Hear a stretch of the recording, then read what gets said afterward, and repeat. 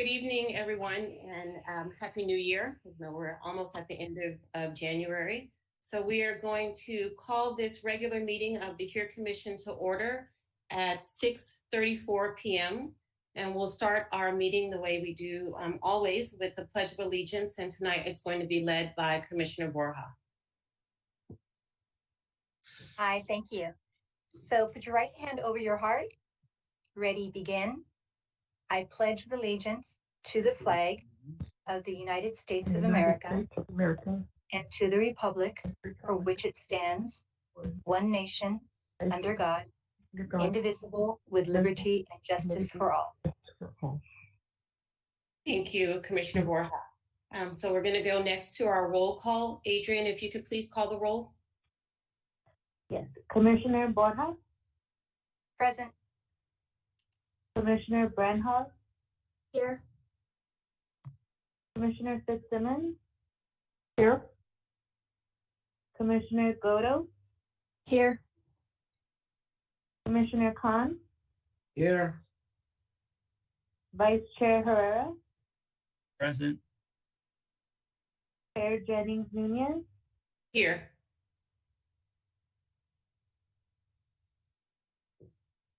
Thank you. So we're all present. Our next item will be approval of the agenda order. So if you could take, please, a quick look at the agenda order. Are there any objections to the agenda order? Great. So hearing none, the agenda order is approved. Matthew, your portion is next. Thank you. Tonight's meeting is live streamed on Cable Channel 3 and our online platforms. Please email all public comments to Matthew Morales-Stevens, HereCommission@sgch.org, no later than the time is considered by the Commission tonight. Comments will be read for up to 3 minutes each. Comments received after the end of the public comment section will be forwarded to the Commission after the meeting. If you wish to be added to the distribution list to receive Commission agendas, please email your request to HereCommission@sgch.org. Thank you very much. So, and we are now at agenda item number 2, which is public comment. This is the time set aside for members of the public to address the HERE Commission on items of interest that are not on the agenda, but are within the subject matter jurisdiction of the HERE Commission. Pursuant to the Brown Act, the HERE Commission cannot answer any questions or take any action until such time as the matter may appear as an item on a future agenda. Matthew, do we have any public comments for tonight's meeting? We do not. Thank you. So our next action item is going to be approval of the minutes for the November 30th special meeting. Matthew, do we have any public comments on the approval of the minutes? We do not. Thank you. So the time for public comment on this item is now closed. If you have hopefully had a chance to review our minutes from November 30th, is there a motion to approve the minutes?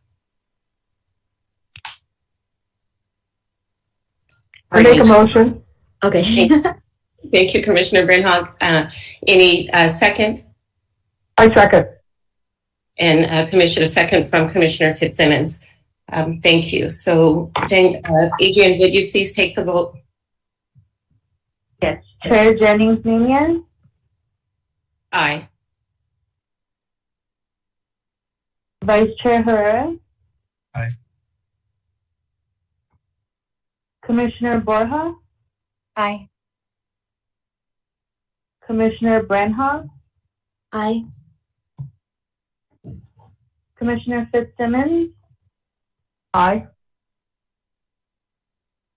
Commissioner Godo? Aye. And Commissioner Khan?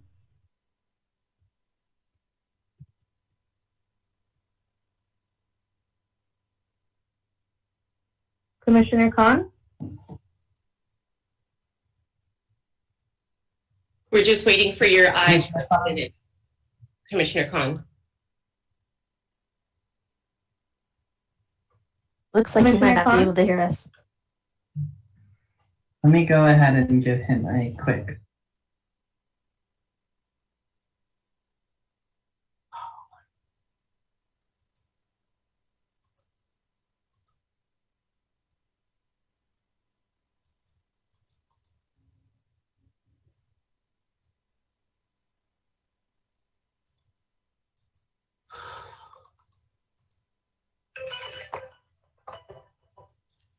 Commissioner Yeah. Khan, can you hear us now? I'm having some issues with the audio. I'm Okay, gonna reboot my computer. we can hear you.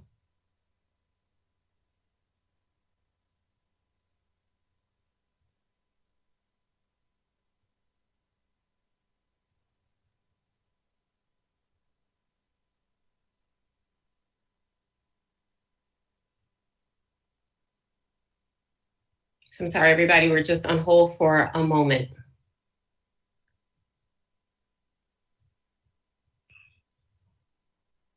Mercury in retrograde strikes again.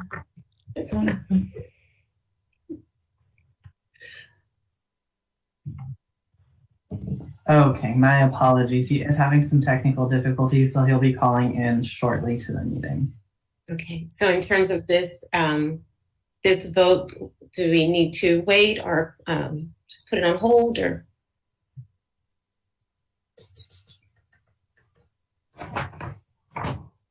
We can, Marilyn, do you have any suggestions as to whether or not we can pause this and come back to the agenda item?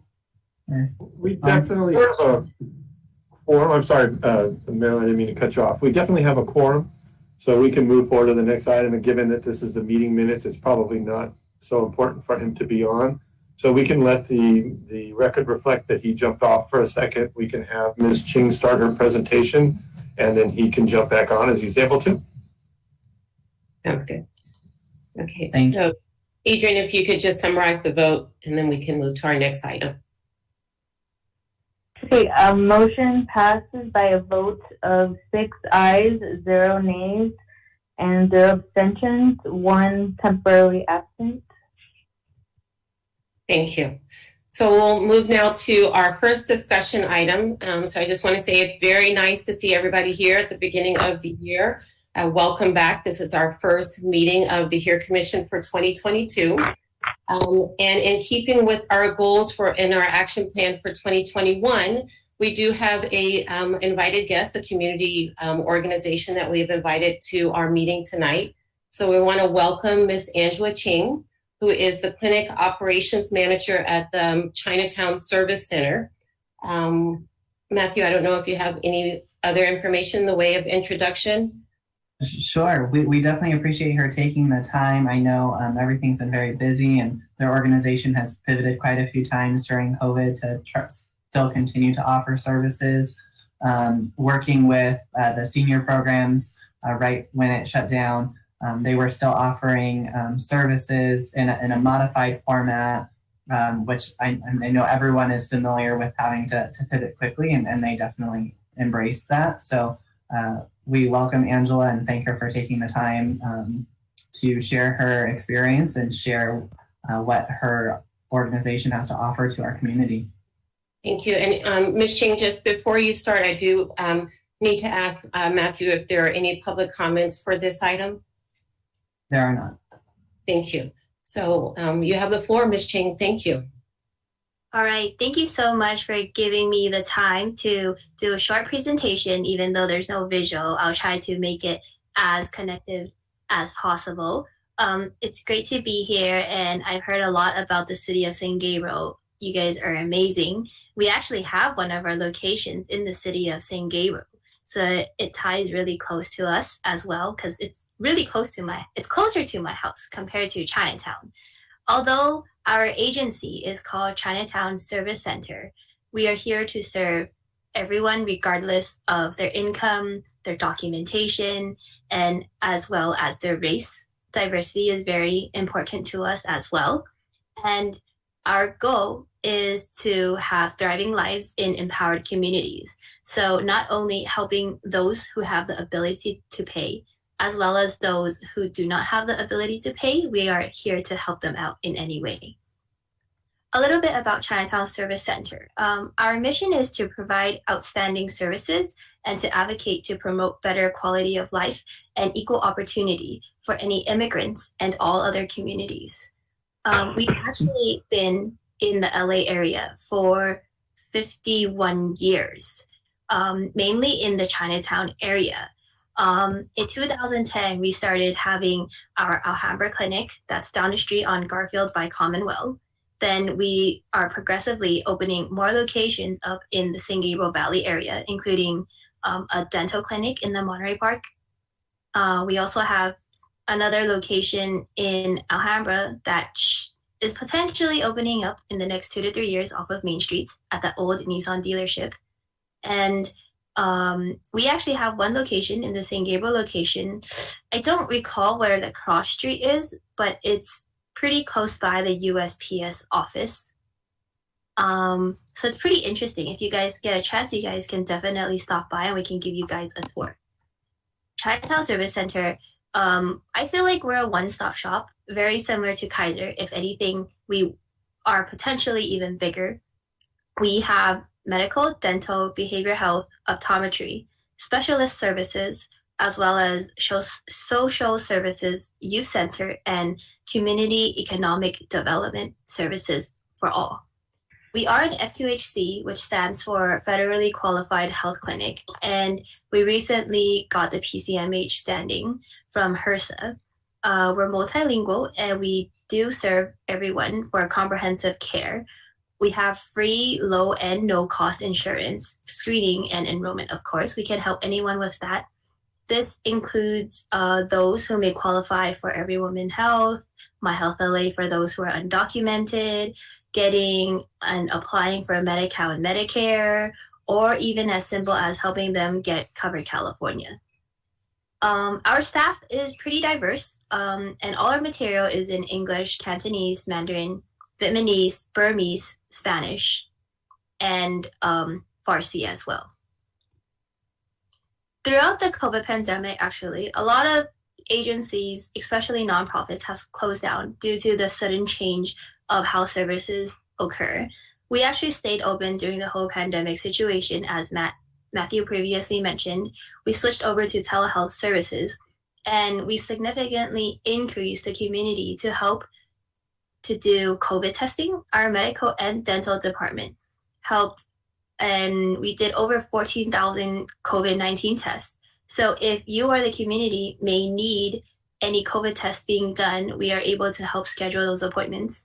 And we have also been going out to different communities to give COVID vaccines for first dose, second dose, booster shots, as well as pediatric vaccines. And to this day, we have given over 75,000 COVID vaccines on a daily basis, as well as going to different locations for events.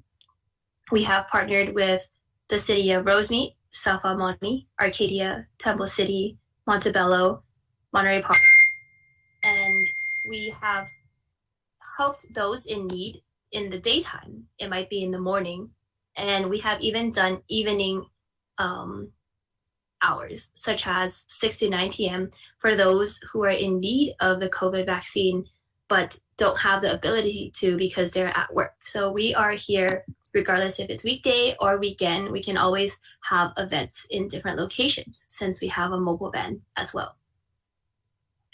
Throughout the COVID pandemic as well, we've gone to different areas and companies to help give out these COVID vaccines and connected with different school districts to help do COVID testing on their site. So we can literally bring out our mobile team and help out those businesses or the cities if they need to conduct anything for their staff or even the students as well. We have done that as well. We have a few different types of COVID testing. Right now, the federal government and the state has given us a good amount of antigen test kits, which is the COVID rapid test that you've seen, the 15-minute ones, as well as the Quidel Sofia 15-minute test, which is a point-of-care test. And right now, we used Quest Diagnostics, which is able to generate results that are PCR tests, and we get results within 3 to 5 days, which is potentially quicker than normal. And those are all nasopharyngeal. So if there is any need for COVID testing in the community, we're also able to do that. As I previously mentioned, we are in the surrounding area, although our name is Chinatown Service Center, where locations is very spread out, as we have 2 locations in Los Angeles, one in Alhambra and one in San Gabriel. Similar to medical, our dental office is also located in all these different locations. And in the upcoming 2 to 3 months, we'll be opening a new location in our Monterey Park office. So it'll be by Atlantic Boulevard. So since most of our services are free or low of cost for those who may not have insurance, we are able to help those who needs men's healthcare, women's healthcare, and overall family healthcare, which also involves like a complete physical exam, any diagnosis, treatment for any common illness, laboratory work, immunizations, family planning, any referrals to specialty, and management of chronic disease and management, STDs, screening and treatment as well. The next item I want to talk about is in regards of our optometry services. Our optometry services is in our Chinatown location. We're able to provide any of our patients with free glasses. And any of those who may not qualify due to insurance, will charge them a very low rate, depending on their needs. And some of the diagnosis and what we are able to take care of includes any diabetes eye exam, ocular allergies, dry eyes, glaucoma, coronary abrasions, and infectious conjunctivitis. Along with our optometry side, we also have other different specialties, including in-house podiatry, chiropractic services, gastroenterologist, a nutritionist, and we have recently started collaborating with UCLA East-West Medicine. So it integrates a little bit of Chinese, Eastern, and Western medicine together. They are an MD, so they are a doctor, and they include some of the common diagnosis that we hear from patients that come from the east side and the west side, including pain syndrome, lower back pain, neck and shoulder pain, any headaches and migraines. We're able to help see those patients because of the collaboration with UCLA. And recently we've onboarded a nutritionist to help those patients in need to improve your health through any diet or life changes. And she is an RDN and is multilingual and can help out with that. Not only do we have medical services, but we also have dental services. If you ever need a cleaning, need crowns, deep cleaning, root canal, Invisalign, or you just need a night guard, we can see you as well at all our locations. We take Medi-Cal, all PPO, and Aetna and Cigna HMO. Our behavioral health department, they're not in all of the locations, but they are in our Chinatown, Alhambra, and Monterey Park office.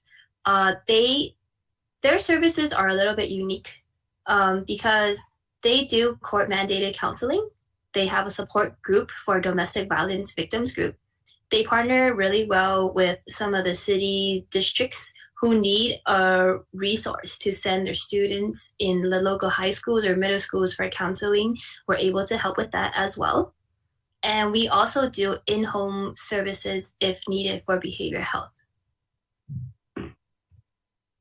And another item that we do as a service is social services.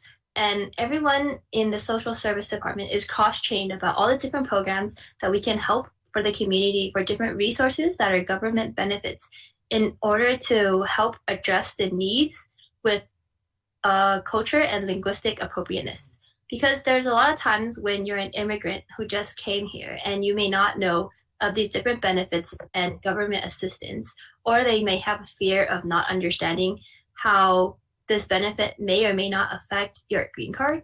And some of our clienteles, a lot of them don't understand English. So our social services is available to help anyone with these services, and it's all completely free.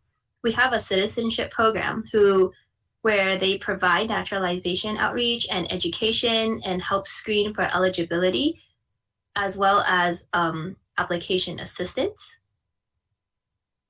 So more recently, due to the COVID pandemic, during a time we had to change our way of working in social services. So instead of having patients just line up and wait in line and get a ticket, we actually created a QR code via WeChat so the clients can stay home, ask their questions, take the pictures from home, and ask any questions they need, and we'll get back to them.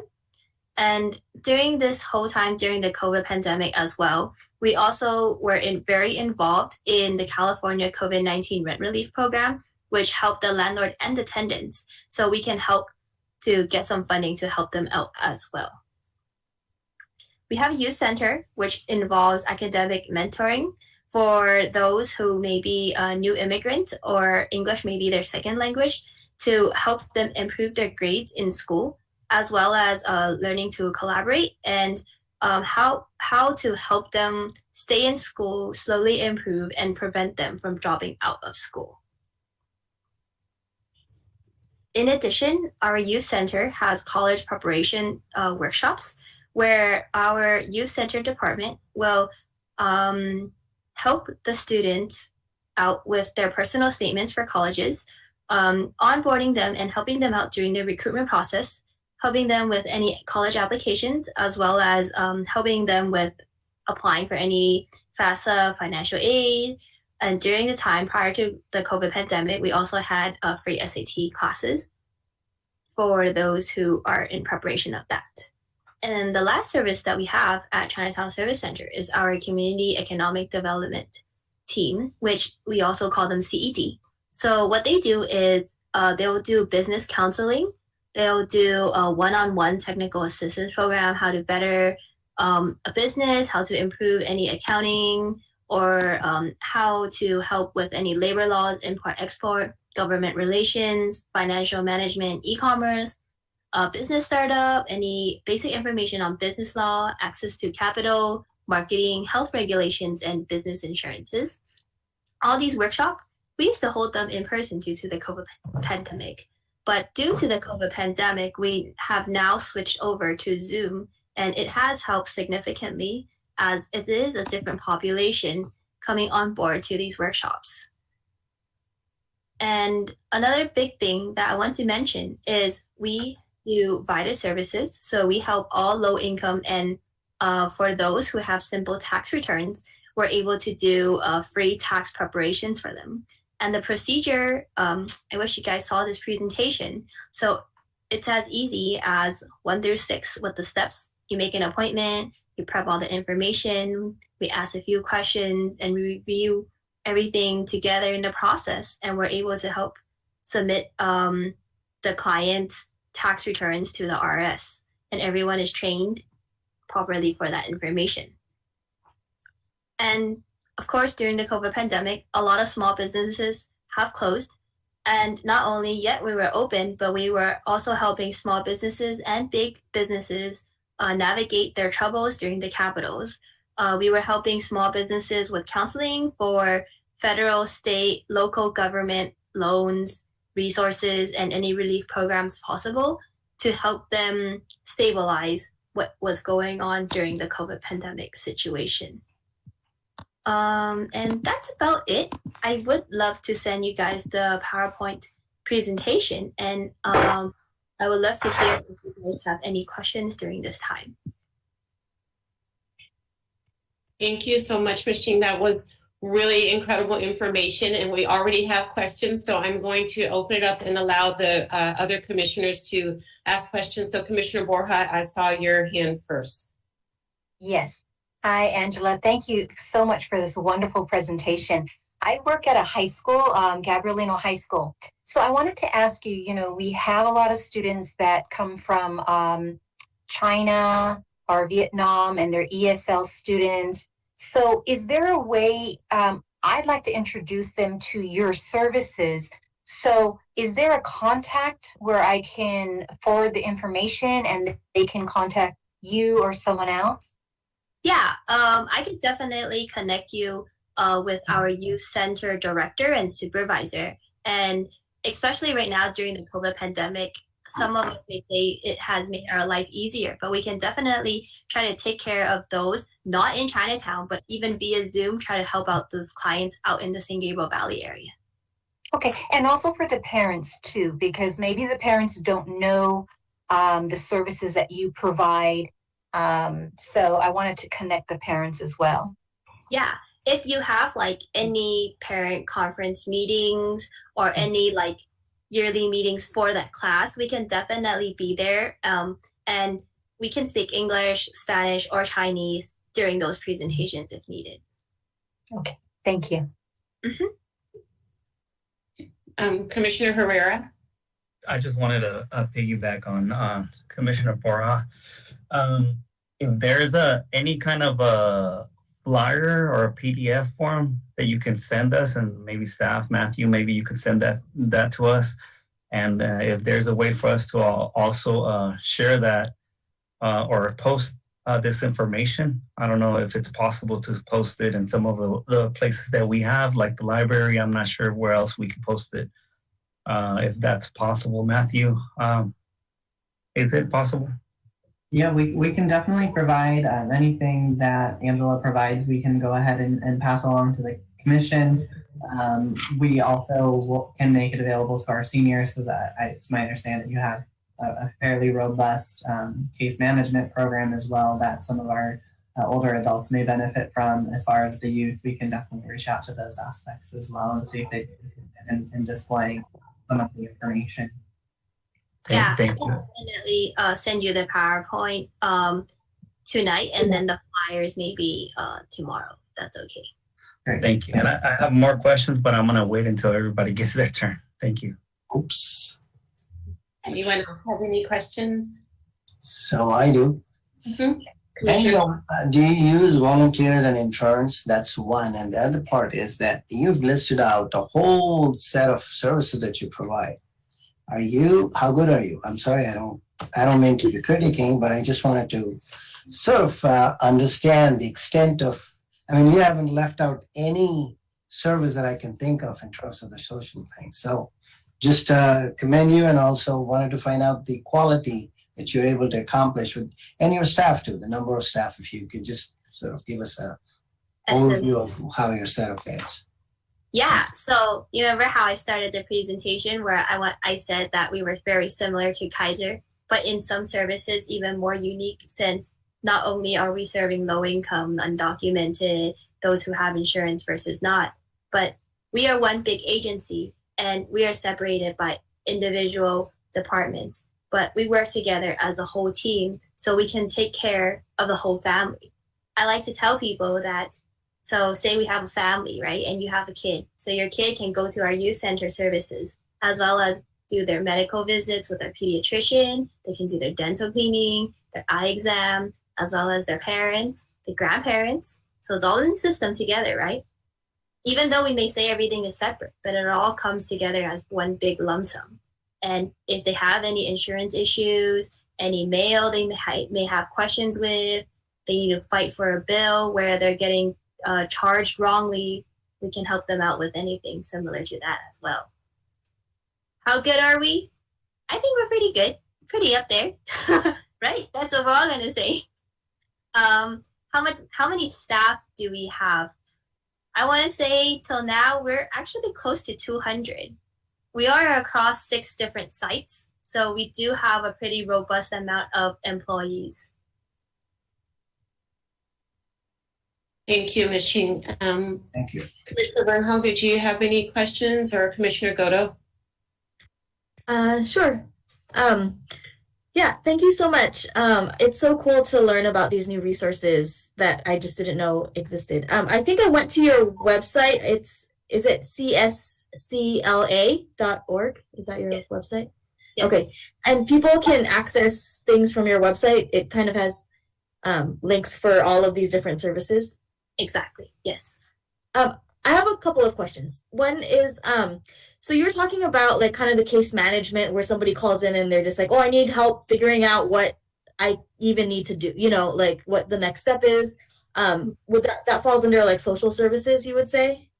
If it's health related, we'll schedule you an appointment with our outreach workers on our medical side. If it's related to any utility bills or anything related to housing, it would be referred to our social services. If it may be any issues with dental or behavioral health, then we have our case management team in our behavioral health department. So it would depend very individually on what type of item it is as well.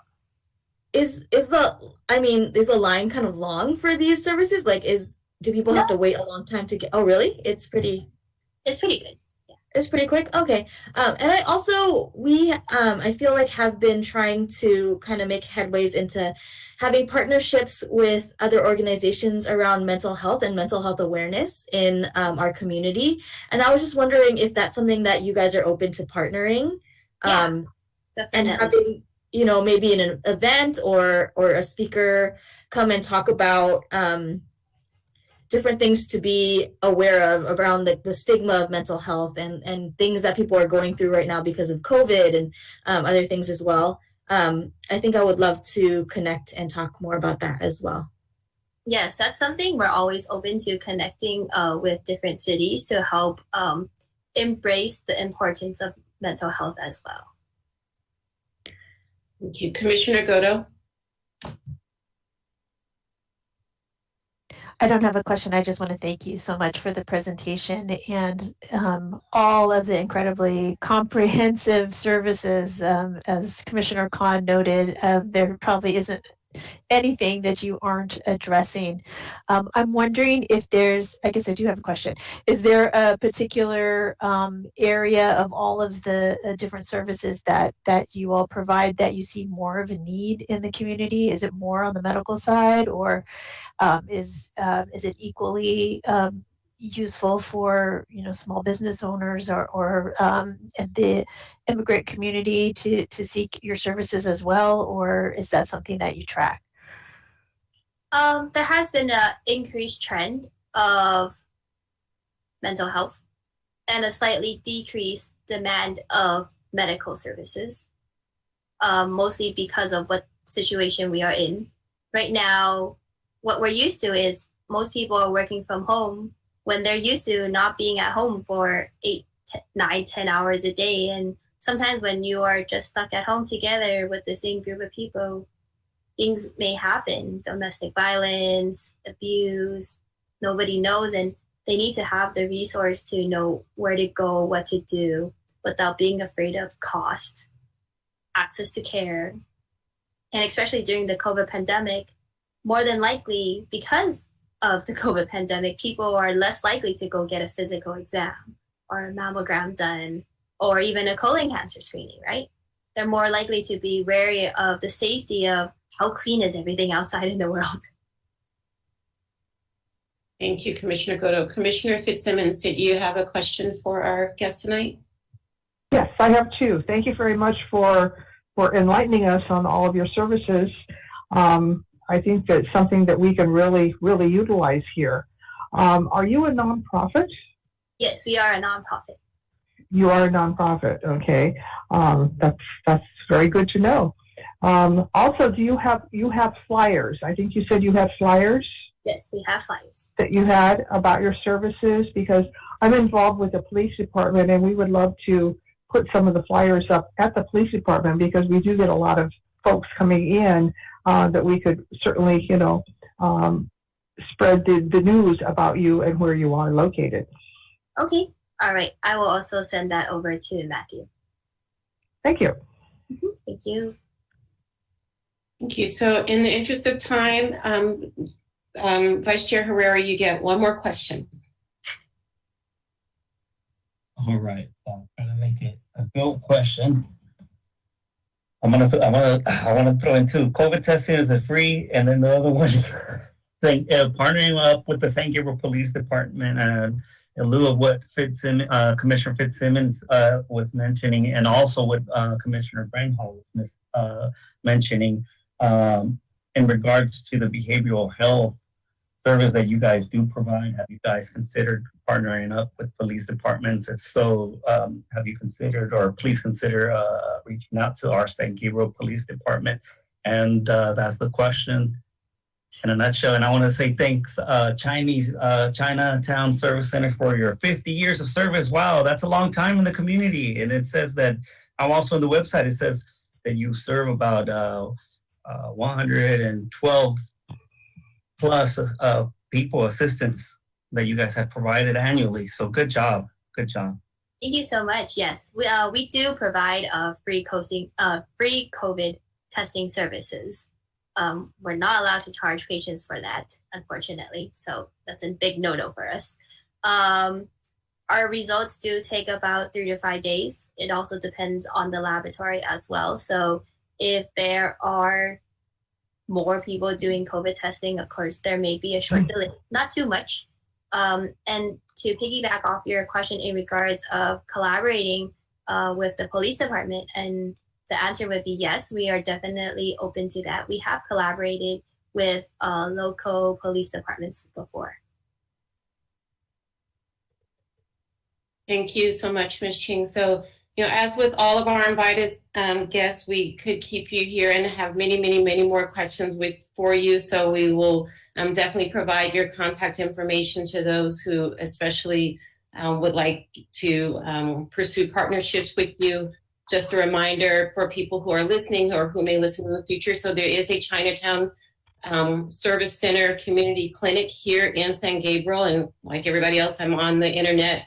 And it says it's at 555 West Las Tunas Drive, so not very far away, kind of right here in the main part of town. They do provide medical and dental. And as Ms. Ching said, are open and welcoming to all races and ethnicities and really try to make it accessible for all people. So, please take advantage of their services because they do provide a wealth of service and resources for our community. So we really appreciate you being here with us tonight. And as I said, you will hear from us. And hopefully what we can do at the very least as part of our agenda is put a link to the CSCLA site underneath that agenda item so that if people are looking through the agenda, they can click in and maybe take them to Chinatown Service Center Community Clinic. Thank you so much for that great conclusion. If you guys do have any follow-up questions, feel free to email them to me and I'll reach back out to you guys as well. I wish a great future collaboration with the city of San Gabriel. And I'll let you guys enjoy the rest of your guys' meeting. Thank you so much. Thank you for being here. So we will now move on to agenda item 4B, which is going to be review and work on the 2021 annual work plan. So before we begin that, Matthew is going to provide a brief update of items from our 2021 annual work plan, including the Youth Ambassador application and the Youth Engagement Survey, along with Commissioner Godo and Commissioner Borja. Before we get started, though, let me ask Matthew, do we have any public comments on this discussion item? We do not. Thank you. So the time for public comment on this item is now closed, and we will move on to allow Matthew and the staff to provide us with that update. Perfect. Thank you, Chair Jennings. So I'll try to keep it brief, just specifically to the Youth Ambassador application as well as the Youth Engagement Survey. So we've made all of the edits to the Youth Ambassador application based off of the last commission meeting in November. And then those are with the City Attorney's Office for review. We've also been in contact with our City Clerk's Office, and they will be, once it's approved by the City Attorney and all final edits have been made, they'll be putting it up on the website, similar to how the online submittal application goes for commissioners. So all the commissioners here tonight went through the same kind of online platform to submit your application to become a commissioner. It would be the same process. In reviewing the kind of commissioner process, it is much shorter. So just keep that in mind as they go through that process. It's a little bit more lengthy, but I think it'll hopefully help the commission choose the best two candidates for the position. And as soon as we have those back, we'll be able to make that live for you, and we'll send out an email to all of the commissioners notifying you that it has been put up. So the delay was on my end, so I do apologize. It took me a couple weeks to get everything pulled together.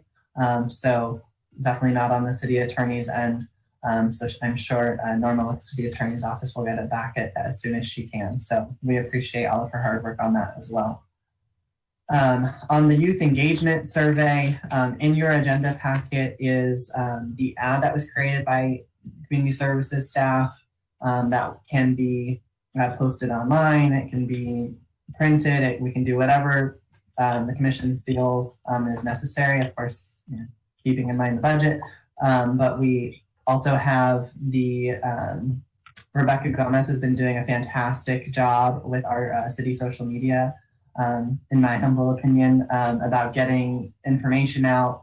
We send her something and she posts it the same day. So I have full hope and confidence that when we send the approved ad off to her, that she'll do her best to get the word out to the community.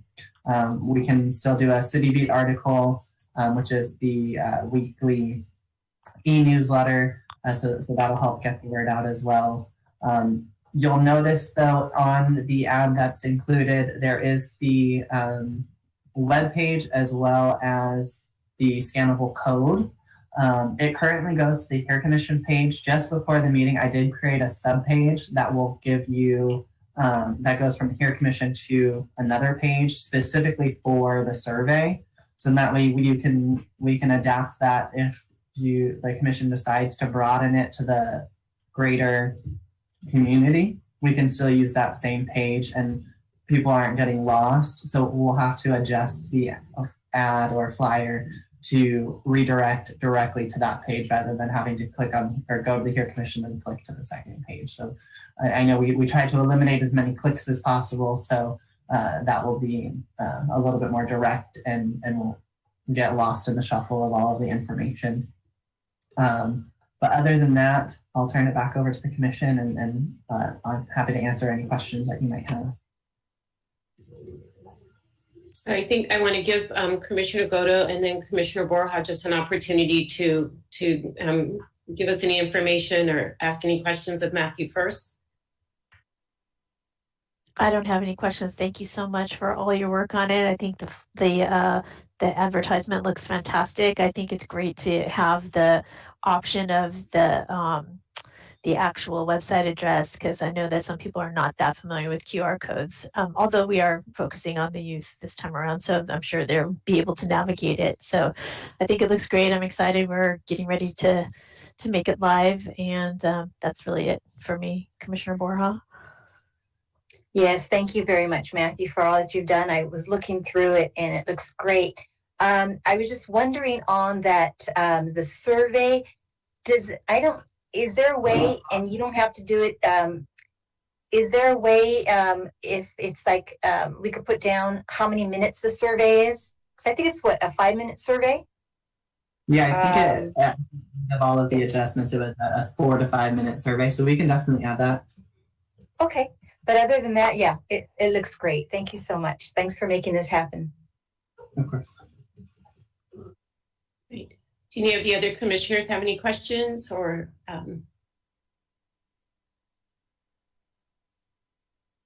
No. No. Great. So I'll just Commissioner Herrera. I just want to give Commissioner Godo and Borja just kudos on all that hard work. I know basically half of last year you guys have been working hardcore on this item, and it's finally coming to reality. So good job. Really proud of you guys. Thank you. I think we all echo that same sentiment. Thank you for all of your hard work. Matthew, is there anything that we need to approve or vote on? This has all been approved, correct? Correct. Since it's just an ad, that won't require any approval unless if anyone has any edits even after the meeting, you're welcome to send that to me and we can go ahead and make those adjustments as well. Thank you. And in terms of the youth survey, we had mentioned before kind of trying to send that information out directly to the school district or to the high school to request their assistance with getting it out to the students and whatever information that they put out directly to their students. Is that still a possibility? Yes, on our end, we can definitely still do that. That's not a problem at all. So we'll make a list and make sure that we check every box as soon as everything goes live. Excellent. Thank you. Yes, and I can help out with that too, with the school contacts as well. Great. Thank you. Great. Thank you. Matthew, is there anything else that we needed to discuss under this item? Not on my end, unless there were any commissioners that have made any progress on any of the pending items, then we should be okay to move forward. Thank you. So we'll try to, we're going to go ahead and move into agenda item 4C, particularly because Commissioner Fitzsimmons is going to need to leave us a little bit early. So I want to give her an opportunity to put her input into this agenda item. So 4C is development of our 2022 annual work plan. The commission members are going to continue to develop our 2022 work plan, possibly with the idea of submitting something to the City Council for their February 15th meeting. So we'll see what we can do in terms of finalizing items today, but we shouldn't necessarily feel pressured to do so. If we can, that's great. If we are still working on items, or if we want to wait to give Commissioner Fitzsimmons certainly a chance to vote with us, then we can do that as well. Matthew, do we have any public comments on this agenda item? We do not. Thank you. So the time for public comment on this item is now closed. Matthew, do you want to give us a brief update to get it started, or can brief update to get us started? Yep, that would be great. So as the work plan stands, we carried over, per the commission's request, as many of the items that were still pending from the 2021 work plan. Just to call out some items, you'll notice on number 1, equity training and equities in city policy, that one has been removed just because it is moving forward with the city. And then the number 2, C and D were items, the highlighted items there were brought forward from the previous meeting from commissioners. So the commission might want to kind of elaborate a little bit further on that and kind of figure out exactly what the intention is behind there and what potentially an action plan would be for that. And then on item 4, I highlighted a combination of items. So there's a few items that were brought forward by the commission last meeting. So those are brand new items. And then items A and let's see, D are items that were carried over from the previous work plan. We hadn't really touched on it too much. I know we had our public information officer join us to share kind of how information is brought forward. So I wasn't entirely sure if the commission wanted to keep that on the plan, or if the commission felt that those items were sufficient. I will note as well, it kind of going back to my kudos to Sergeant Rebecca Gomez, and continuing, assuming that continues with the new public information officer.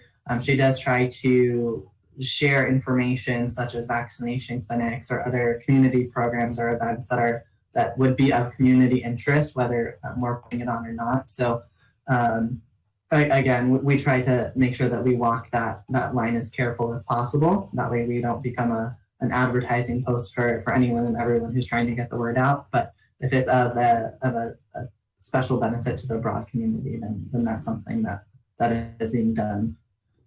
And I believe those are the only items that I was looking to call out to the commission's attention. Thank you, Matthew. So Commissioner Fitzsimmons, I want to give you a chance to comment on our 2022 work plan, or if there are any additions or any input that you have. Yes, what I would like to do is to expand again from the MET team from the San Gabriel Police Department. I mean, I'm hoping that one of these days we might be able to see each other in public, so that we can have maybe a public forum, so that we can involve the community to ask questions of the MET team, what they are doing in the schools. I mean, it's wonderful to have comments just from the commissioners, but it would also be nice to engage the community in that. And the second caveat to that would be, I talked with the chief, and I know he is head of all of the police chiefs in Southern California. Specifically, he works with the homeless, and he would be more than happy to come in and talk to our commission about the homeless people, about their mental health conditions. So I would like to kind of expand on that if we could. Thank you. So Matthew, we would include those as suggestions under our community engagement and guest speaker educational programs to include those specific items as possible speakers for 2022.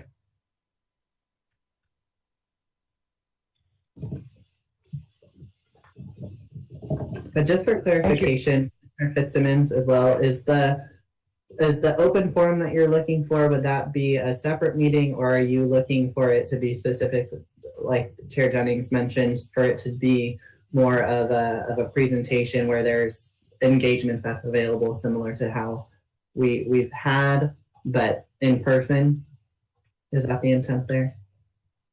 Yes, that would be the intent, would be to more of an in-person and a community engagement, so that we could maybe have the HERE Commission, at a community engagement forum, so that they can not only meet us as the HERE Commission, but then also have, for instance, the Met team there to explain to them, and then have the community put in their input as to what they would like to see the Met team accomplish. Great, thank you. So, if I could jump in, I think that might fall under A versus B. Is that your thinking, Matthew? That it would be part of the community program and events versus a guest speaker at our meeting?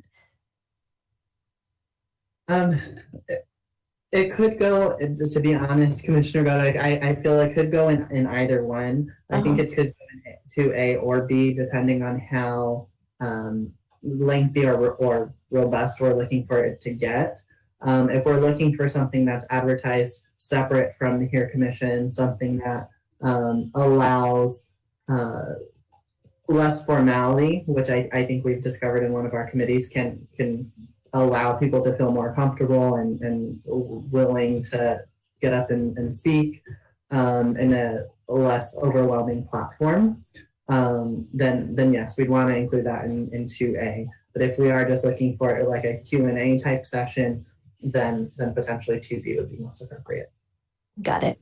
I could even see it maybe being part of a panel. So inviting the Met team to be part of a panel discussion on mental health, where we invite other speakers to speak on mental health. We just had the Chinatown Service Center say that they have lots of resources, so inviting mental health providers to come and speak. So it might not be an entire presentation that only involves the Met team.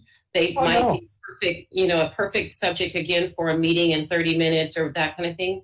But if we wanted to expand on the subject of mental health, then including our Met team in a panel would be a really wonderful way to do that, I think. Oh, I agree with you totally. I think that would be wonderful, because it sounds as though the Chinatown has mental health people.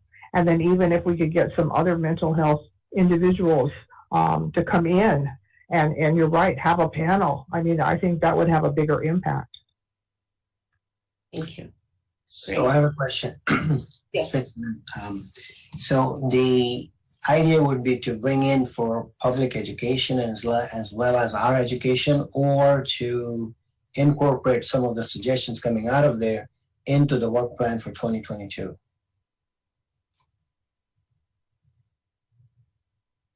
I'm sorry, I don't quite understand. Oh, you didn't. So the idea of bringing the chief and the Met team would be just for public education, or as well as understanding us to understand the services being carried out, or anything coming out of that, would that be included in the work plan for 2022? What do you sort of envision? Well, for the chief to come in and to speak to, in regards to the mental health, I think that would be part of the work plan. As far as the setting up a panel for mental health, that could be like a community engagement type thing. So I think I'm sorry, Commissioner Fitzsimmons, what I hear from your question is, so we're including these items as suggestions within our 2020 work plan, which hopefully we're going to approve either tonight or with the next meeting. So our work plan is going to be established certainly before we're able to develop these panel discussions in future meetings. So they may inform what we recommend for our 2023 work plan, but the actual suggestion or recommendation that's going to be in our 2022 work plan is just to try to develop these programs, not necessarily to take whatever comes from those programs and put it in our work plan, because our work plan will already be complete. Did that answer? Right. These are just suggestions. Yes. Thank you, Commissioner Fitzsimmons and Commissioner Khan. So we are looking for additional input like that on either specific items that you want to see in the 2022 work plan or that are under these categories, or if you have any comments on the items that are still remaining. I will kind of just go, I think, down the line, and we'll start with Commissioner Godo. Thank you, Chair Jennings Nunez. I had suggested the focus on environmental justice, and I was trying to kind of wordsmith something that was a little more, I guess, comprehensive.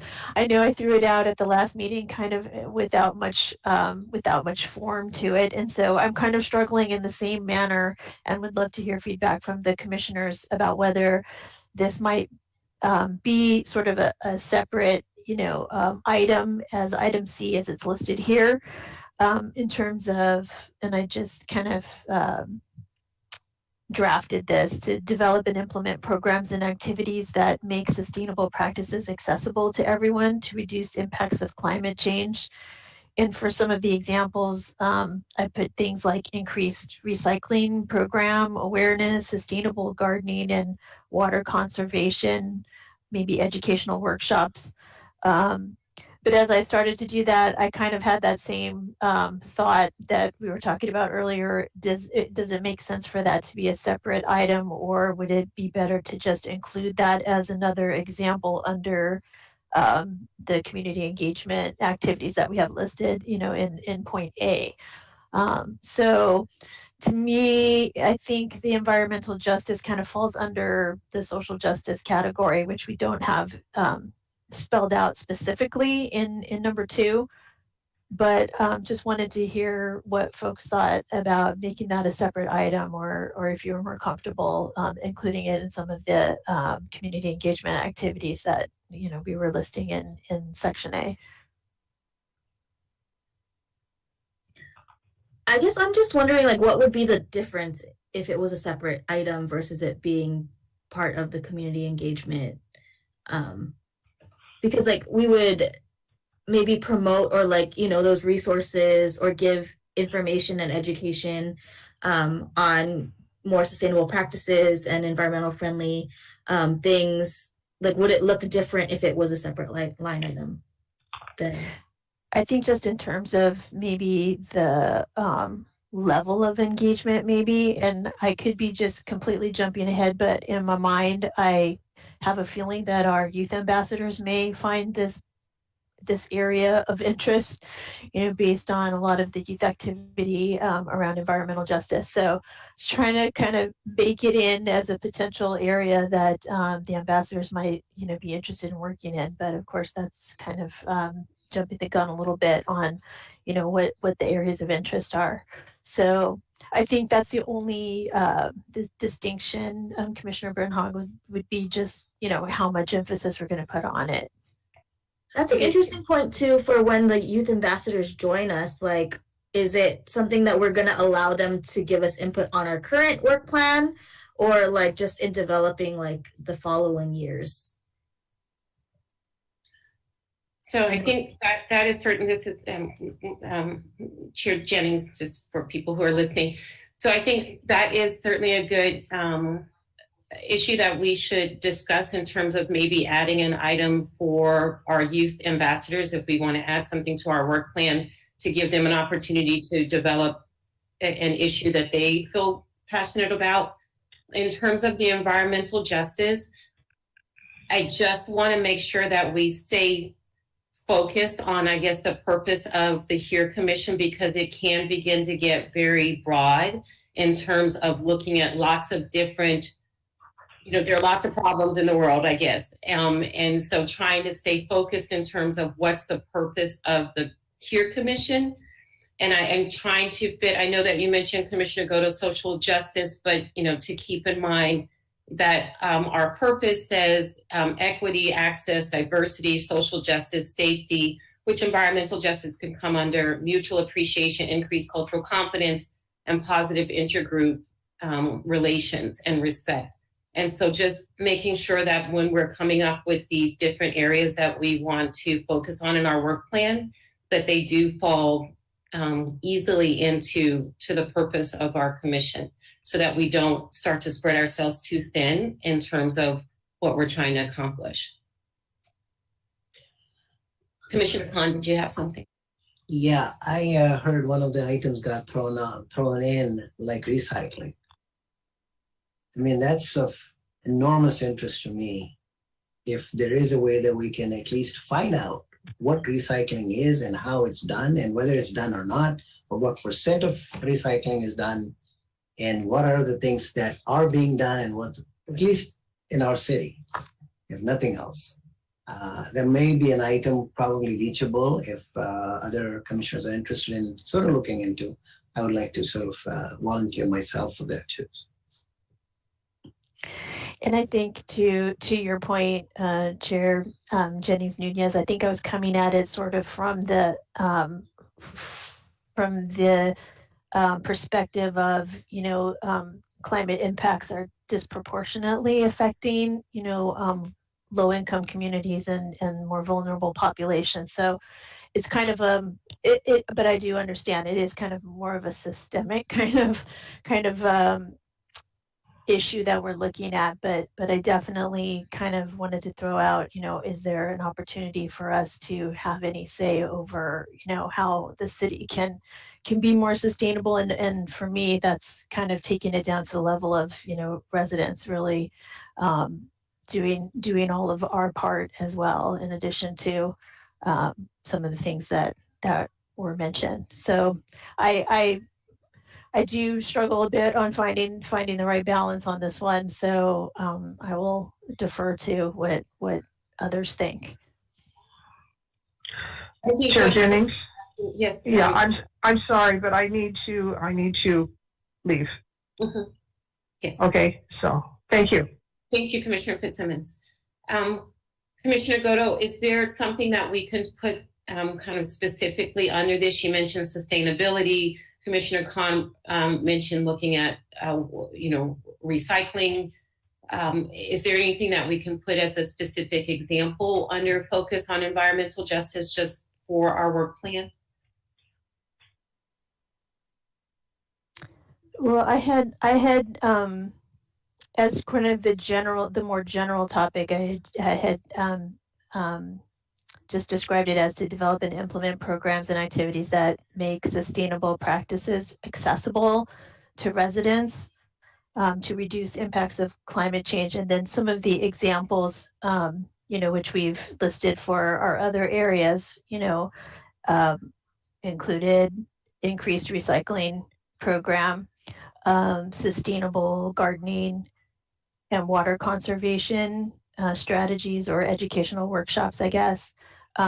One of the things that just personally I was trying to find is a way to recycle clothing, which is the second largest contributor to land. And in doing some research on my own, I found there was a company that would sponsor or would service like drop-off bins, but they needed a business or a location to sponsor those. And so, one idea I thought was maybe to engage with either community groups or businesses to maybe have some of those on their locations so that people could start practicing more recycling. And to Commissioner Khan's point, we definitely, I think, have some areas that we could improve in terms of having recycle bins with our trash bins in the city. I know other cities practice that as well, but I'm not sure how much that is really under our purview or is just something that we could maybe come up with some options to advise, the city or engage the youth as, a potential project for them. So I don't know if we want to be very specific in the examples, or if that's if you prefer that, or if we want to just throw that into point A as an example of a community engagement program. So the other In the thing de- that we might be able to do also is to invite Athens. They've presented at a number of city council meetings concerning their recycling program and why we don't have separate recycling bins. There's a new program that supposedly just started this year based on new California laws concerning food waste.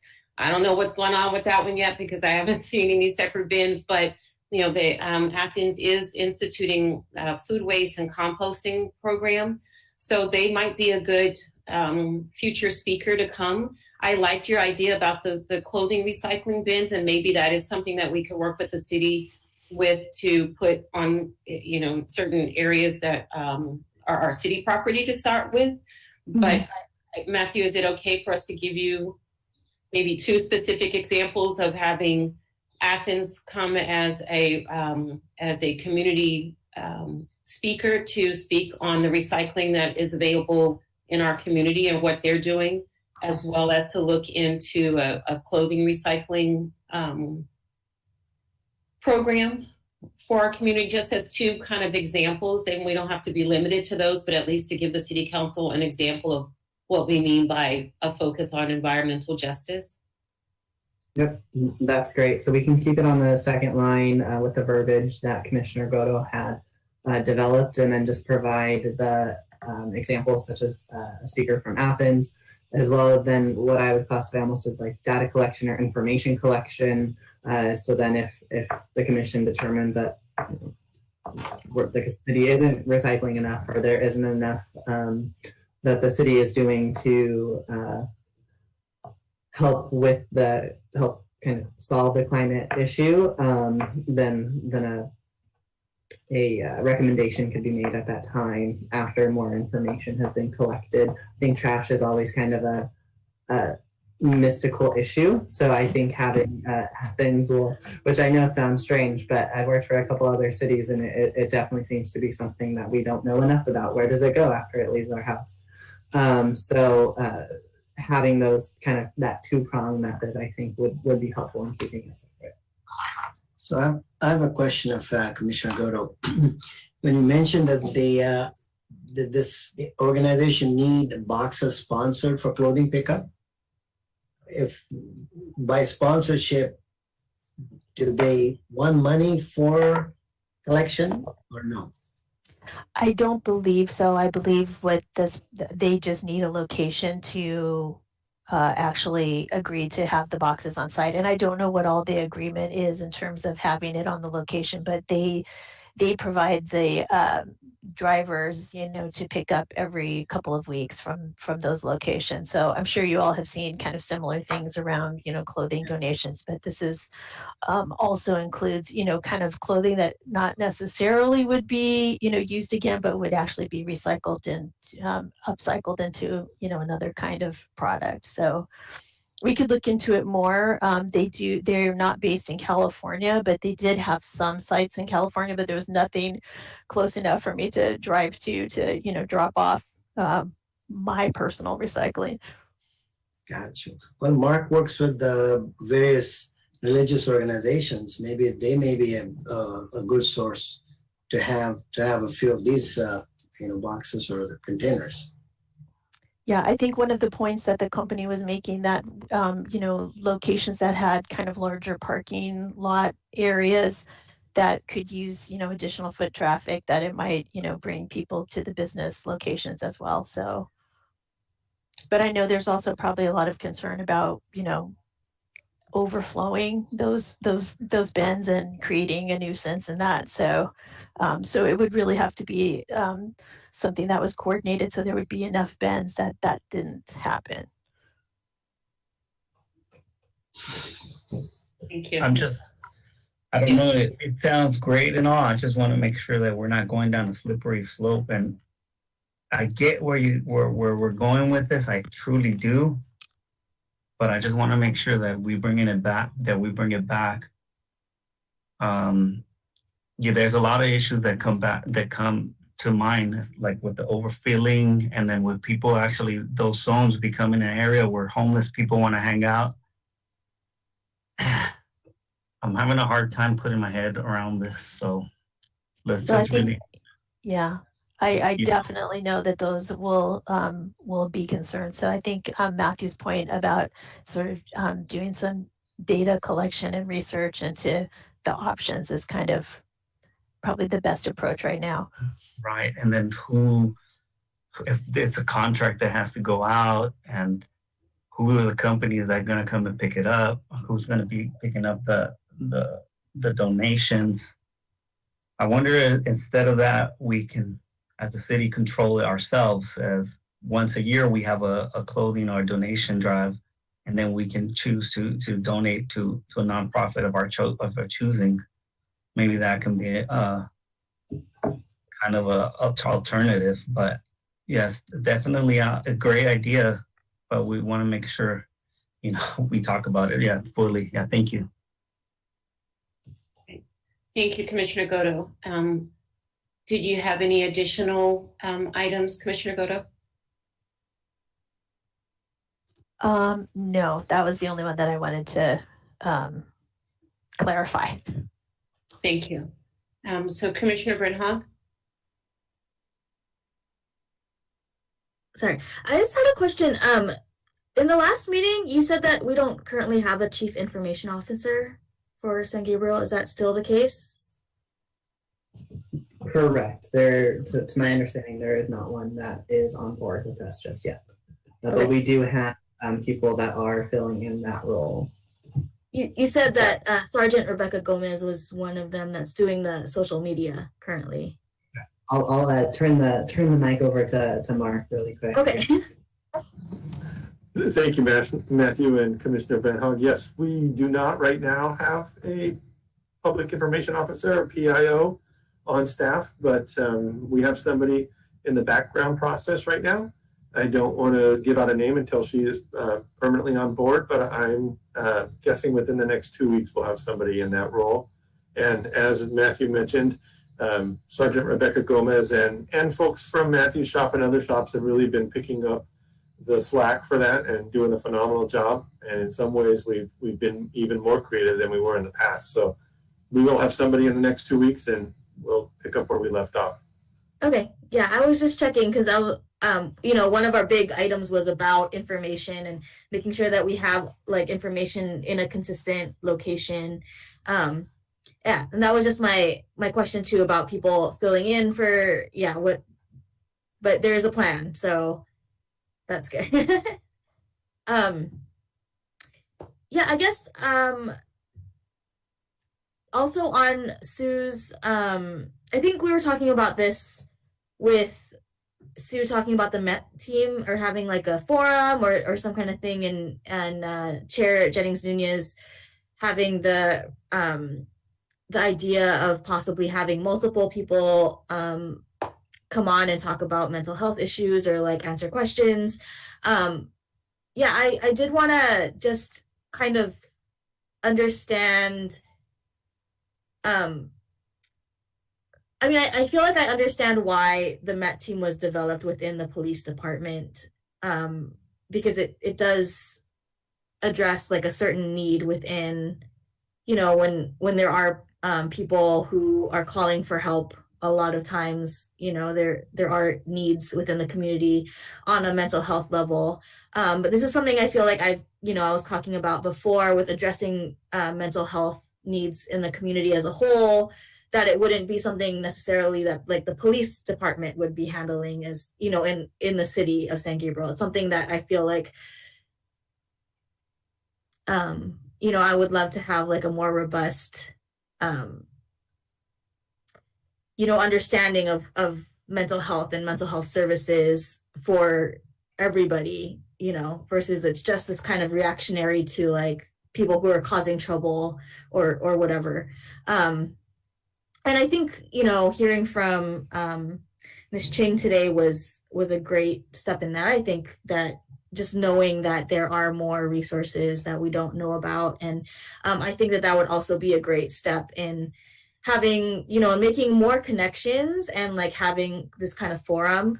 But I do, you know, we're talking about why the HERE Commission was formed, and in talking about problems in policing and violence and other things like that across the country.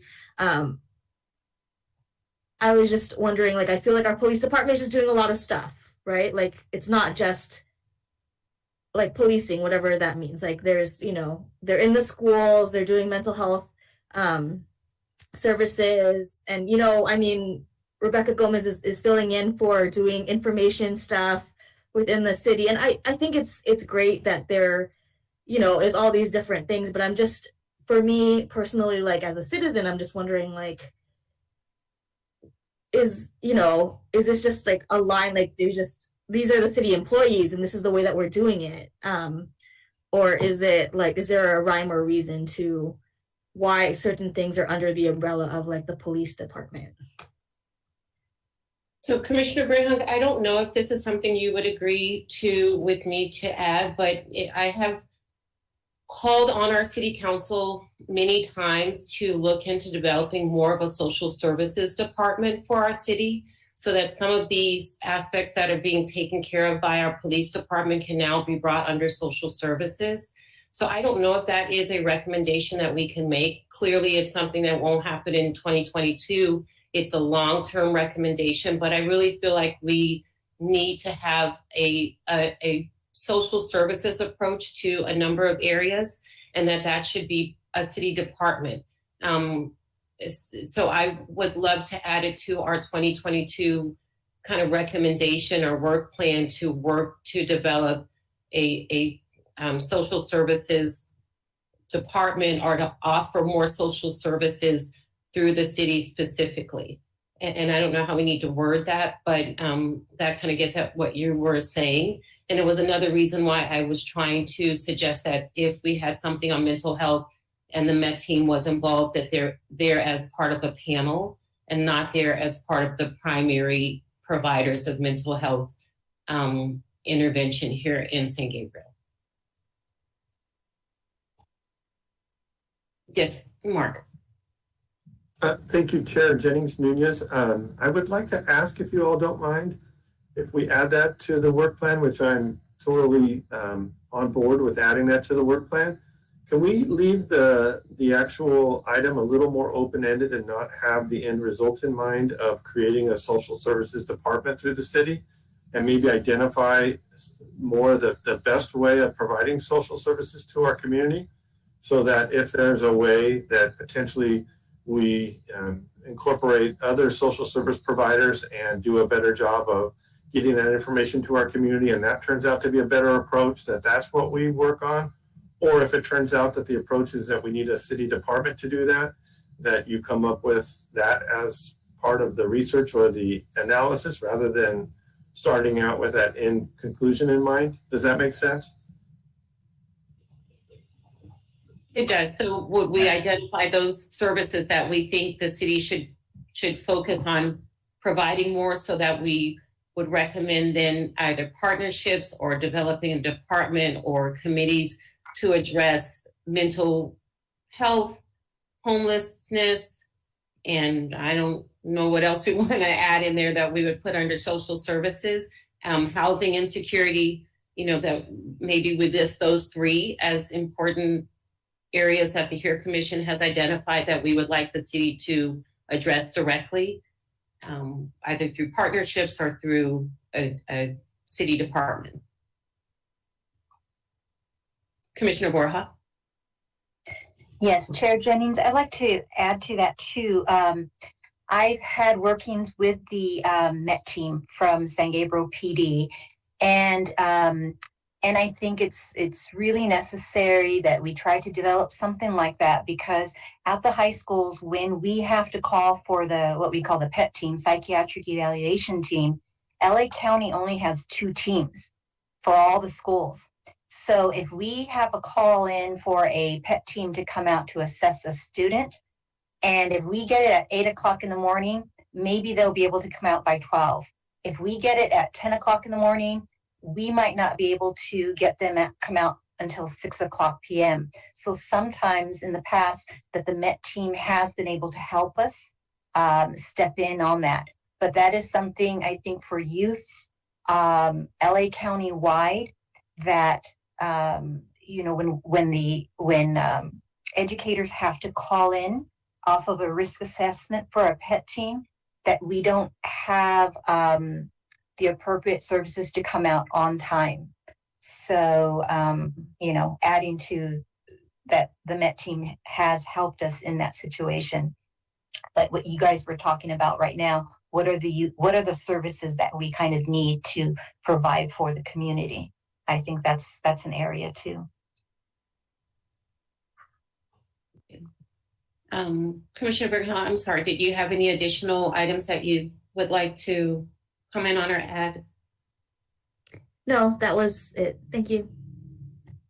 Commissioner Borja, we'll let you continue speaking. Oh no, that was that I just wanted to explain. In terms of the 2022 work plan that we currently have, do you have any additional input? No. Commissioner Khan. I think we got two major tasks added to the 2022 plan. One is what Mark suggested, and of course the whole commission sort of we came up with. And then if the recycle was also on the table, but if that also becomes a part of it, that'll be great. Thank you. And Vice Chair Herrera. Yes, I have a couple items actually. I wanted to see if we can conduct a survey within the city for the city employees to see what the sentiment is in regards of diversity, and to better understand the dynamics that are happening behind the scenes as far as the diversity that we're hiring, making sure that we are hiring, that we are promoting diversity and hiring diverse people in our within our group of the city. And I wanted to see if we could conduct something like a 5-minute survey like Commissioner Goto did and Commissioner Borja did, but just within the city to see what the sentiment is. Also, I wanted to see if we can invite the historic commission, maybe, or collaborate once again with them. I know that we tried to collaborate last year with them, just basically to have. I want to see if they can have a presentation for us in regards to the history. I know Chair Nunez, you worked on what was it called, the proclamation, or the identifying the Tonga people, but I wanted to see if the Historic Commission could come in and provide a little bit more history to the commission to see what the true history of all the history, right from the beginning to where we're at right now, and in regards to the buildings that are up and the historic buildings that are up that might not have been identified. I wanted to see if we can work with them somehow closely. So Vice Chair Herrera, just to clarify, in terms of the survey that you mentioned, as part of our 2021 work plan, we had asked for some demographic information on city employees and commissions. When you say a survey about the diversity of our city employees, is that different from the previous information that we had asked for, or? It would be the same, similar, but I wanted to incorporate a survey as far as how they feel. Do they feel that the workforce is that they're being included, right? Their diversity is being promoted. How is the city promoting diversity? That's probably a separate question for the city. How are they promoting diversity within the city? Or do they have a board where anybody can post anything that they want? Maybe like a whatever tradition they have. They want to do a recipe, they can post it on the board so everybody can understand them. Or maybe they want, the MLK comes around, they want to post a picture of Martin Luther King or any of the leaders. Do they have a place where they can express themselves and they can feel proud of their diverseness or the diversity or their background? And this can actually help. You know, I don't know. Do they have that? Do this, Matthew? Maybe you can help me with that. Do they have a board right now? Does the city have a board to promote diversity, or how is the city promoting diversity? Are you referring to for city employees or for residents that are entering city buildings or? City employees. I can speak to our department, community services. There's not a specific place that is designated for something that you're speaking to, but I think the environment that's fostered in our department is one that allows everyone to feel pride in their own culture. But as far as like an informational, almost a community board as it sounds, that does not exist. But if I'll use examples of when people bring in pastries to the office, sometimes it'll be a pastry from a different culture that maybe someone else in the office hasn't tried. So that's a more informal way in which staff do that. So when we're typically doing something that's more on an educational basis, usually we're doing that more externally to bring the community together, such as the Cinco de Mayo event or Dia de los Muertos or Lunar New Year. And maybe Matthew, I'll talk about this during mine, but during the equity training or diversity training that the city is going to sponsor for the employees, maybe that's a question we can ask whoever is facilitating that training to ask the participants, you know, how do they feel? Do they feel comfortable expressing their diversity? How do they express their, you know, their uniqueness and their diversity during their job day or you know, on the job, and we can bring that information back. But it would be good if we could complete that action item this year in terms of obtaining that demographic information that we requested last year.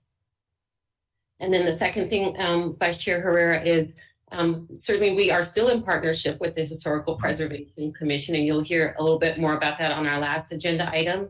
They do have the historical context statement that is published, that they worked on, for my understanding, is years to develop, that gives a history of San Gabriel. And I'm sure, you know, if we asked one of their members or their chair to come and speak a little bit about the history of San Gabriel, they would be happy to do that. In terms of our Native American groups, you know, we are still working with them in that area, and hopefully we'll increase that partnership, and maybe sometime down the road they would be someone that we could invite to come and give information more specifically about their history in the San Gabriel Valley. But I'm sure that we could ask them to be part of one of our meetings. Thank you. And then the last but not least, I don't know how possible this is, because we are here like behind the scenes, behind the screen, and nobody can really see our faces. I think somebody mentioned it before. For those that are listening to this broadcast, all they see is the city. They don't know how we look. They don't know how diverse and wonderful we all look, right? And it goes vice versa. We don't know how well, let me go back a little bit. Let me digress. What I'm trying to say is there a way to tour our facilities to see how diverse our group is? I know that we can see it through numbers, right? We can get the statistics, but is there a way for the commission to show basically our presence? If we can all do it as a group. And I know with COVID, it's a little bit more challenging. Maybe go visit our Parks and Recs building. Maybe go visit the police department building, and maybe go visit the city building. I mean, that would have been quite easy if COVID wasn't here, right? We would be at the city building all the time, every month at least. But to have that human interaction, you know, is that something that we could work in I mean, I'm sure we could do it safely as a commission and have a kind of a tour, because I kind of feel disconnected a little bit with the city at this point, doing this through video and all that. It feels it's a different interaction. And even I feel all awkward speaking in front of this camera. We gotta get used to it. But is there a way we could work this into the work plan? Is this something that we could do? To answer your question with regards to visiting the sites, all of our sites are currently still open and available to the public. So any member of the public, we would encourage you to stop by if you have a question or concern to address with any of the staff and any of the departments, to stop by the respective office, and we'd be happy to assist. With regards to a tour of kind of the behind the scenes aspect, if you will, I think you are spot on that prior to COVID, that may have been an easier task or an easier feat.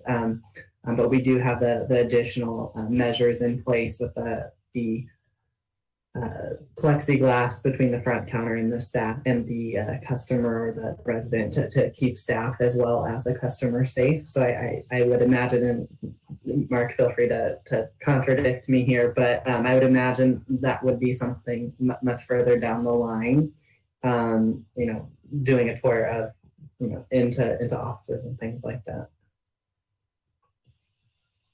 Thank you. And hopefully, of course, the plan was to be back in in-person meetings this month, but then nature had other ideas for us. So I think the hope is that possibly in February, depending on whether we're seeing a plateau in this current variant, that we may be back at in-person meetings. And so when that occurs, at the very least, we'll be able to get together ourselves and be within, the city building, and meet face-to-face with a lot of the city staff. And then any community members who would like to attend the meeting, they'll be there also. But I think COVID is just putting a real restriction on a lot of the things that would have been possible previously. But right. Those are good suggestions. And if I may, the last thing, hey, Mark, I know we talked about this before. Is there a way that we can get our name tags eventually? I know some of us like to be out there in the community. I know Chastity does. It would be nice for the people to know, and you have your name tag, and they can ask, "Oh, here, Commission. Oh, what does that mean?" And you can approach people easier. I mean, I have no problem approaching people. I know Chastity doesn't as well, but it will be nice, for those people that like to go and engage. No problem. We can make that happen. Thank you. Commissioner Khan, I can't remember if I asked you if you had input or not. No, I'm okay. I'm fine. Thank you. So I will provide my input, just starting at the top for number one. So I know, Matthew, you mentioned that you had removed the equity training and inequities from the 2022 work plan. Did I understand you correctly? I would like to leave it there because I would like follow-up on when the training occurs. And, I would just like to see that it has happened. I know that it's in the works, but I just want to make sure that we remain part of that follow-up. Under number two, you can remove the promoting the racial equity challenge. That was an actual challenge, I guess, that was being distributed to a lot of different organizations. It was kind of an anti-racism challenge, I think, when I brought that forward.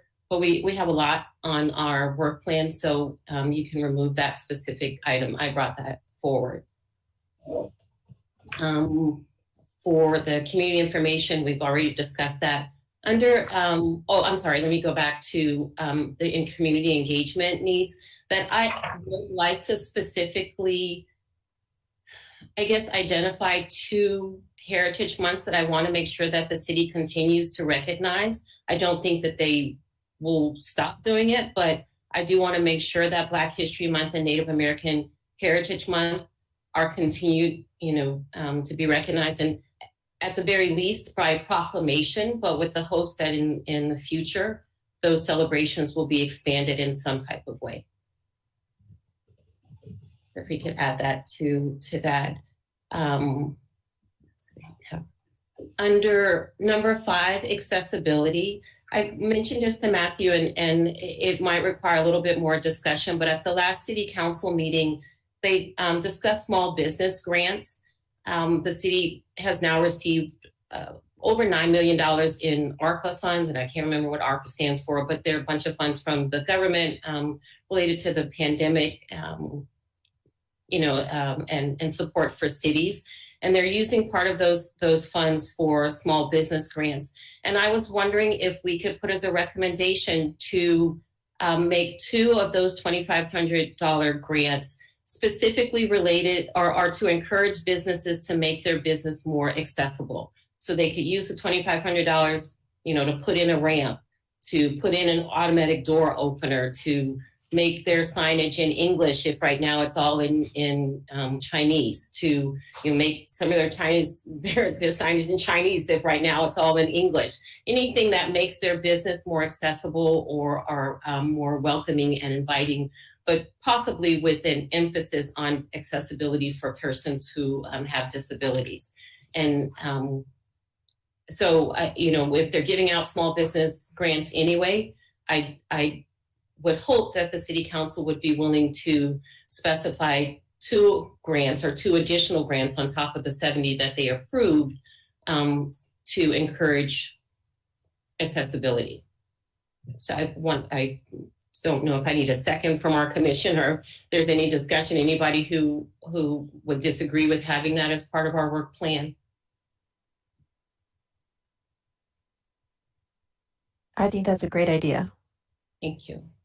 So we would add that. And then my last item would just be if this year we could concentrate on that data collection section so that we do begin to get especially items number B and C. So the traffic stop information, my understanding is that law went into effect for January 1st.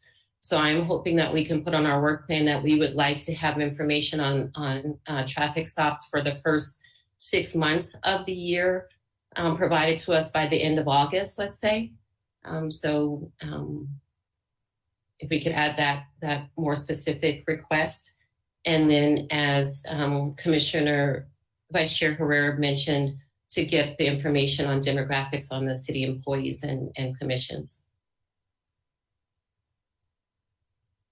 And that is all that I have.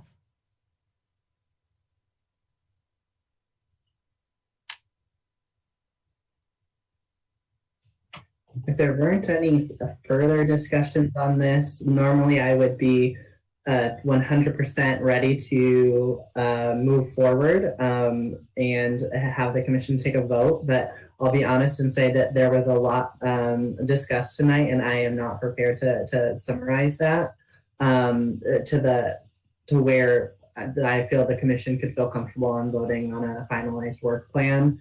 And I wouldn't want to put the pressure on the commission either to do that. So if the commission's comfortable with that, staff can come back, revise the draft work plan, and then the commission can take a vote at it on it or make any final amendments during the next February meeting. Yes, and I see everyone is shaking their heads in agreement. That would also give Commissioner Fitzsimmons an opportunity to be here and to vote and provide any final input also. So I think that would be wonderful if it comes back to our February meeting, and then with the hopes of presenting it to City Council for their first March meeting. Great, thank you. If I may, sorry, Matthew, I'm going to add more. So I know we talked about this before, getting the demographics of the stops, of the police stops. I wanted to see if we can also push that.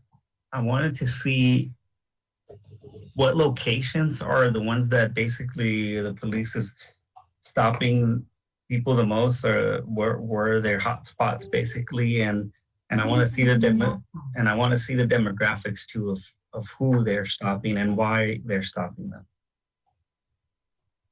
So I think that's the information that's going to be collected. Some of what we are able to obtain will be just dependent on what the new laws that went into effect kind of mandate that they need to collect. So whatever information they collect, that's what we will hopefully be able to see. But I think what you mentioned, the reasons for stops and kind of who's being stopped in some general demographic terms will be provided. Thank you. Mark, did you have anything else to add to that? Thank you. Anything else, Vice Chair Herrera? If you ask me, there will be more.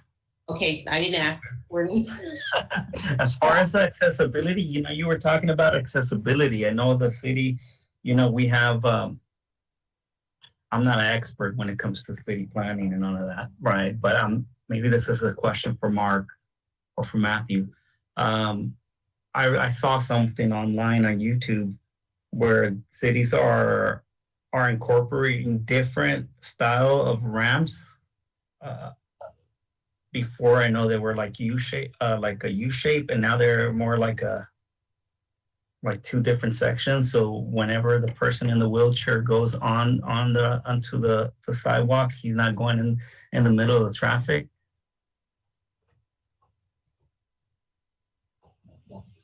Yeah. So are you referring to I'm assuming the street, the yellow items that are kind of replacing the older street crossings? Is that what you're referring to? Or the actual division where in the larger intersections, they are creating the two outlets? Right. Like the two different outlets, right? So now it's not that U shape where you have to, when you are going off ramp or on ramp, you're not going potentially into the middle of the street. Instead cities are putting different kind of two different entrances. I believe so. Yes, the yellow one. Sure. If the commission would like, we can add it in, most likely under data collection, to get some information from our public works team with some more specificity as to, and is there a timeline? Is there a plan? I would assume yes. I would assume there's more information than what I could provide. Yeah. Thank you. Great. So with that, we'll have Matthew bring this back to us for our February meeting, and at that point, hopefully be able to review and approve it. So we'll go on to agenda item 4D, which is our land acknowledgement statement update. And Matthew, do we have any public comments on this item? We do not. The time for public comment on this item is now closed. So the Land Acknowledgement Statement Advisory Committee members who are present, and Matthew, who is our staff member, are going to provide an update on the progress made toward the development of a citywide land acknowledgement statement. So just as a reminder, myself and Commissioner Brenhug are representatives from the HERE Commission, along with two representatives from the Historical Preservation Commission. And Michelle, I don't know if you have anything that you would like to say. You can summarize. We're gonna get through this quickly. Okay, so I'll summarize and then we'll have Matthew. So our last meeting occurred on January 11th. Actually, we did have our first meeting for January already. And at that meeting, essentially we reviewed the answers that were provided by Chief Salas and Chief Morales at our November 10th special meeting. And then we spent the rest of the time reviewing our action plan. And in reviewing our action plan, we basically decided that we needed to work more on identifying the stakeholders who are part of this land acknowledgement statement development, and that we needed to kind of go back and allow the local tribal leaders and members to have more input in our development. So right now we are waiting to schedule some additional meetings with the tribal leaders and tribal members, along with members from the committee.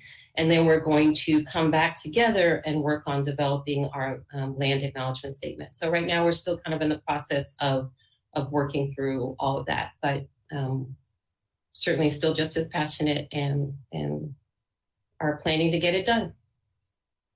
Matthew, anything else? I think that summed up the meeting perfectly. Thank you, Chair Jennings.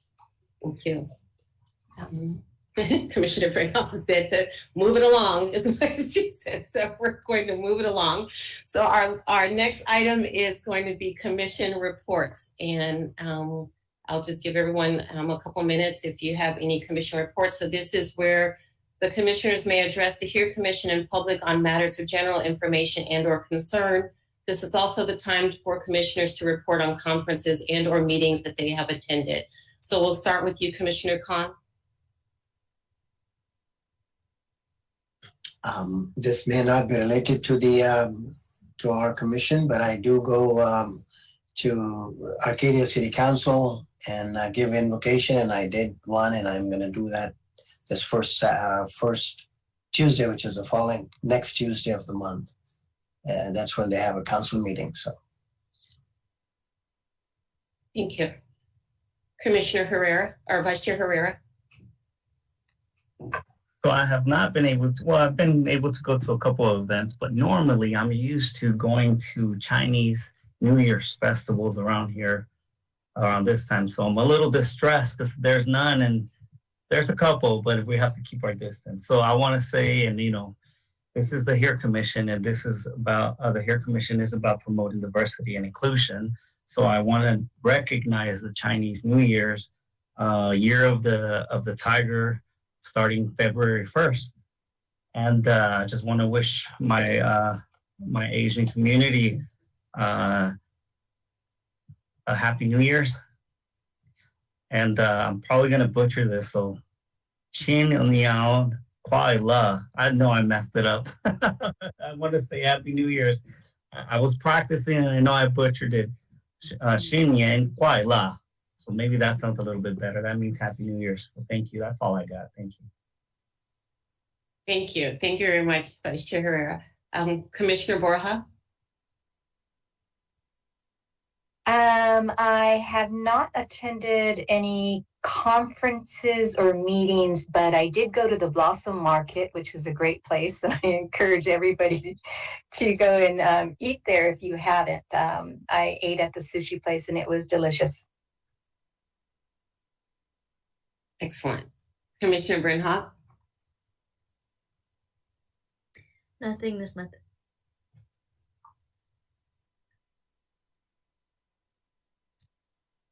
Commissioner Goto? I have a couple of things. I have rejoined the City of Hope Community Benefits Advisory Council, which seeks to decrease health disparities by being responsive to the diverse needs of multicultural communities that it serves, and making investments in the future of healthcare, the healthcare workforce, and supporting partner organizations that are implementing impactful community programs.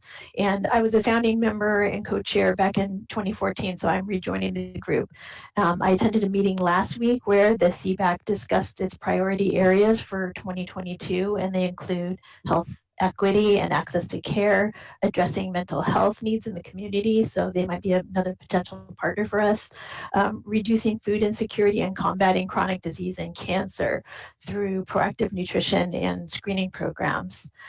There's more information about the community benefit activities on their website, www.cityofhope.org, under the community benefit tab. And one of the things that they have are healthy living grants that are available to communities to apply for. And I will definitely keep everyone posted on when the 2022 cycle is opening.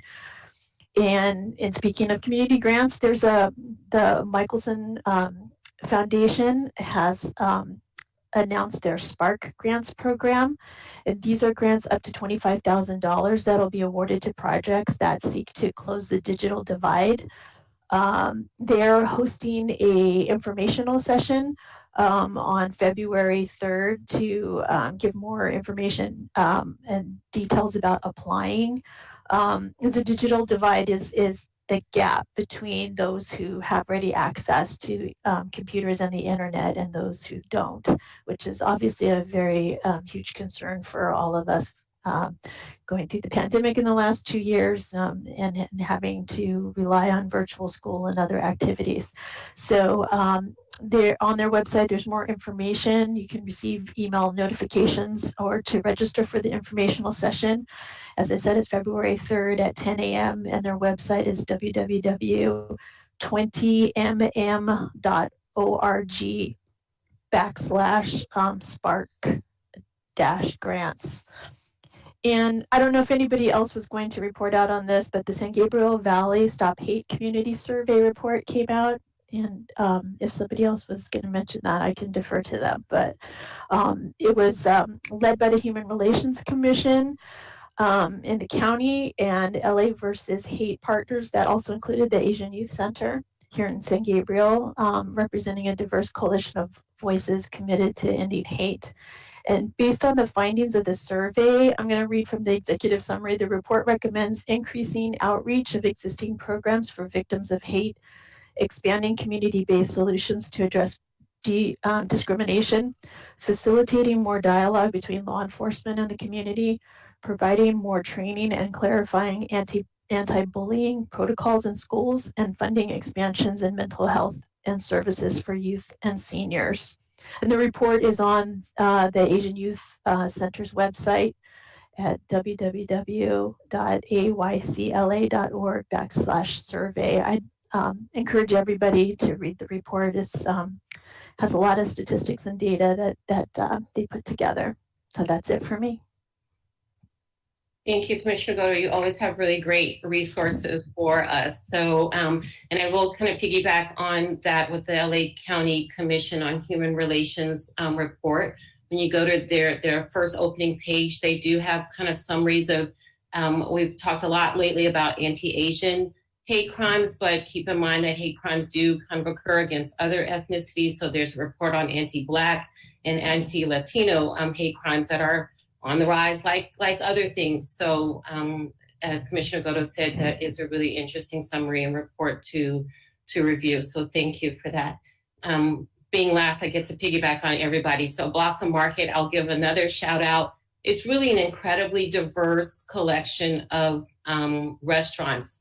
I think they have San Gabriel's first Black-owned restaurant. It's a Caribbean restaurant. They have a number of female-owned restaurants. I know the bar is kind of male and female, but partly female-owned, Latino-owned. You just have a really incredibly diverse. I really want to give a shout out to the owners for kind of being so intentional in terms of their choosing who to have as part of Blossom Market. In terms of my two comments, the first one in in terms of speaking about equity and representation, that we do have an opening now on our city council and they are accepting applications until February 8th. You can go to the city's website. So for anyone who is listening or who is out there who feels like that may be their calling in terms of the way to represent and serve their city, consider applying for that opening. And I want to encourage everyone to listen to all the city council meetings, but in particular, February 15th, they will be interviewing all of those candidates. And so, it's always just great to listen to that information. And then second, just like the Chinese New Year or Lunar New Year is coming up, February 1st also marks the beginning of Black History Month. And so I want to encourage people to use that month to learn more about Black history, to support Black-owned businesses, both online and in person. Unfortunately, the parade in Pasadena that they usually have for Black History Month was canceled, just like most of the things for most of the celebrations for February. But there should be lots of links, and I'm hoping maybe to work with our coming PI officer to put some links up just to take people to sites to teach them more about Black history and how to celebrate that this month. Thank you. So our item number 6 is going to be staff comments, and this is an opportunity for our staff to address the commission and public on matters of general information and/or concern. Excellent, thank you. So as many of you have mentioned, quite a few of events and programs have been canceled throughout the area due to the rise in COVID cases. Unfortunately, the city is doing the same in order to make sure that everyone's staying safe and healthy during this time. So our typical very large Lunar New Year festival will not be taking place this year. But as we have in past years during the pandemic, we have tried to offer alternatives to still celebrate the culture and holiday. So the Community Services Department will be moving forward with the family game night, and registration is still being taken. Family packs will be available for pickup. So the only thing that the family will need to do is log in and enjoy the virtual celebration.